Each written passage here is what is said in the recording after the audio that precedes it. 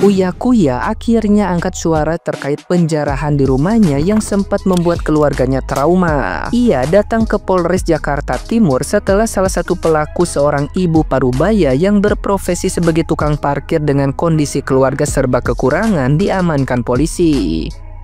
Merasa iba dengan situasi ekonomi sang ibu yang juga memiliki cucu disabilitas, Uya Kuya memutuskan mengajukan restoratif justice. Ia memaafkan ibu tersebut dan meminta kasus tidak dilanjutkan ke pengadilan karena baginya masalah itu cukup diselesaikan dengan hati.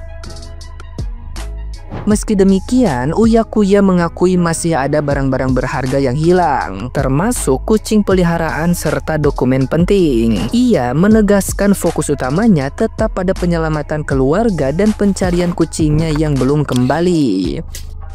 Isu bahwa dirinya kabur ke luar negeri juga dibantah keras. Uya Kuya menekankan pentingnya masyarakat untuk tidak mudah percaya pada hoaks dan provokasi yang beredar di media sosial. Nah, gimana nih menurut netizen yang terhormat? Silahkan berkomentar ya.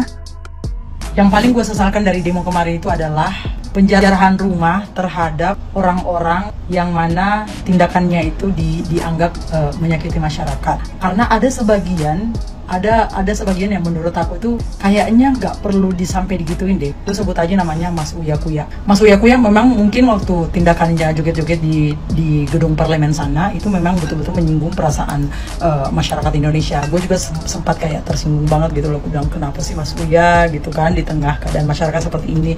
Cuman kalian tahu nggak? Cuman Uya Kuya pejabat yang betul-betul membantu PMI yang ada di seluruh dunia. Malaysia, Singapura, PMI kerjanya nyata. Kalau ada PMI butuh duit, dia paling pertama nyumbang tanpa dikuar-kuari. Dia. Jadi tindakan Mas Uya Kuya terhadap PMI di seluruh dunia itu betul-betul nyata. Kalau misalnya ada PMI yang butuh bantuan dana nih melalui influencer-influencer atau penggiat-penggiat. Terus juga kalau misalnya ada PMI yang sakit terus butuh biaya untuk pulang ke negara kita karena kondisinya yang lumpuh atau apa, dia yang paling pertama bantu. Di Malaysia, Singapura, Hong Kong, Taiwan, Korea, Jepang, bahkan korban yang sampai meninggal yang ada di Kamboja, dia yang bantu pakai duitnya sendiri, nggak keluar-keluar. Dan gue sih berharapnya Mas Uya Kuya bisa diaktifkan kembali karena PMI itu butuh Mas Uya Kuya. Mas Uya Kuya untuk saat ini bersabar ya Mas Uya Kuya ya. Yang jelasnya kita semuanya PMI yang ada di seluruh dunia yang udah dibantu sama Mas Uya Kuya nggak akan pernah lupa kebaikan Mas Uya Kuya.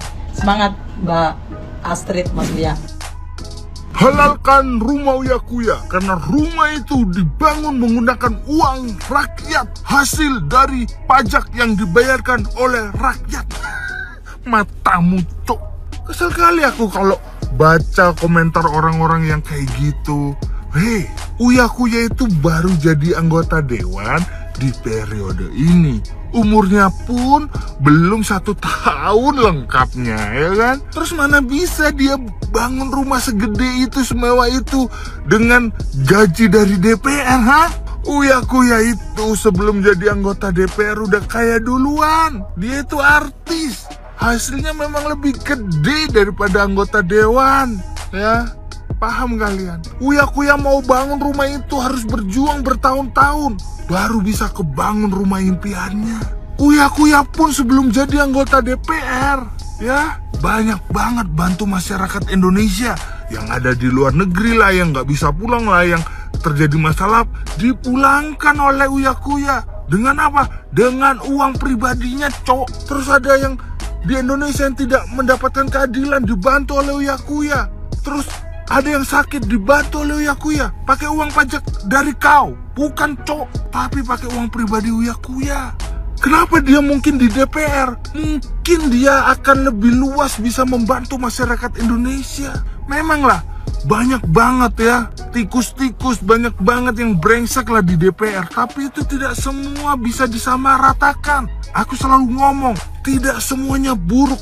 Pasti dari 580 anggota DPR masih banyak yang punya hati nurani, tulus untuk rakyat Indonesia. Aku selalu menuntut bubarkan anggota yang tidak kredibilitas, yang ngomongnya ngaco, yang suka ngata-ngatain rakyat. Uya Kuya ini nggak pernah ngata-ngatain rakyat, ya.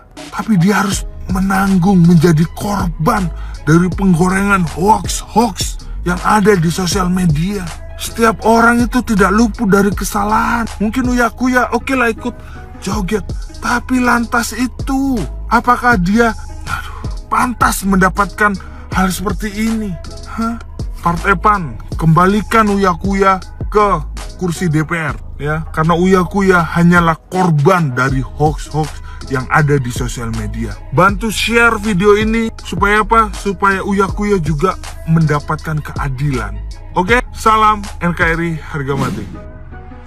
Ada yang udah baca berita ini? News. Polisi tangkap 9 orang terduga pelaku penjarahan rumah Uya Kuya. Secepat itu pergerakannya tuh sangsing. Kalau rakyat yang menjarah itu kayak tindakannya cepet banget gitu ya, kayak gak perlu mikir 2 kali gitu. Tapi kalau yang menjarahnya pejabat, menjarah rakyat, kayak gimana gitu ya, kayak kok lama banget, kayak ada nih kita harus ngikutin prosedur dulu, nggak boleh asal tangkap, ada ini alas ya. Nasib 9 pelaku penjarahan rumah Uya Kuya yang berhasil ditangkap polisi terancam hukuman penjara 7 tahun. Buset, itu serius tuh, cuma 9 perasaan yang ngejar banyak banget, hampir ratusan itu. Kenapa 9 yang ditangkap? Terus lagian kok bisa-bisanya di penjara 7 tahun? Terus itu yang kemarin nabrak ojol gimana? Dengar-dengar hukumannya cuma 20 hari. Ya Allah, kocak. Yang bener aja wuy, jangan ngada-ngada lah. Astaga, itu tuh yang kemarin nabrak dulu urusin. Giliran kasus penjara aja cepet, kocak banget. Gue yakin Ahmad Sahroni, Uya Kuya, Nafa Urbach, Bu Sri Mulyani ini mentalnya kena banget. Rumah dijara itu bukan soal harta bendanya yang hilang loh, tapi itu udah bener-bener ngusik harga diri mereka sebagai manusia. Mereka tuh udah kayak nggak dianggap manusia aja gitu di masyarakat. Ini peringatan level 100 kayaknya buat para pejabat dari masyarakat. Gua nggak ngebenarin proses penjaraannya, cuma mudah-mudahan ini bisa jadi pelajaran lah buat para pejabat, buat orang-orang yang sekarang lagi memegang kekuasaan, yang bisa punya wewenang. Sebenarnya kan ngurus rakyat Indonesia ini kan gampang banget. Coba aja lihat, rakyat Indonesia tuh tangguh-tangguh loh. Nyari uang sendiri, punya kesusahan juga kan diselesain sendiri. Cuma ya janganlah ditambah-tambahin misalkan dengan kelakuan kalian para pejabat yang arogan misalkan, atau pamer-pamer kekayaan. Ya mudah-mudahan ke depan lebih baik dah. Kita doain lah Indonesia makin baik, rakyatnya makin sejahtera. Dan bahwa pelaku penjarahan itu adalah oknum-oknum yang memiliki jiwa maling yang kental banget, yang kencang banget pada saat ada demo-demo seperti ini, ya. Dimana ada kesempatan di situ dia masuk. Yang menjarah itu, yang melakukan penjarahan itu bukanlah demonstran, tapi itu adalah warga sekitar. Kupastikan itu warga sekitar. Kencang kali jiwa-jiwa kalian itu ya. Mau kalian lapor aku? Memang kalian kok nampak kok video-video kalian aja itu. Walaupun orang itu udah sering kan berbagi sama kalian kan, tapi di mana ada kesempatan masuk juga kalian kan. Sampai ada yang berenang, iya kan. Kolor BH berserak semua, bertumpah semua kalian buat. Ingat ya, itu yang menjara bukan para demonstran, karena nggak mungkin sayang dari satu tempat ke tempat yang lain nggak nyampe 30 menit. Ada 3 rumah itu kan. Halah, kental kali jiwa maling itu ya. Yang melakukan penjarahan adalah warga sekitar, bukan demonstran. Marah ini aku. Ada yang bisa kalian bagi sama aku? Maksudku ya, itu kan katanya ada duit itu. Sinilah yang tas itu bawa sini. Nego kita, cepat.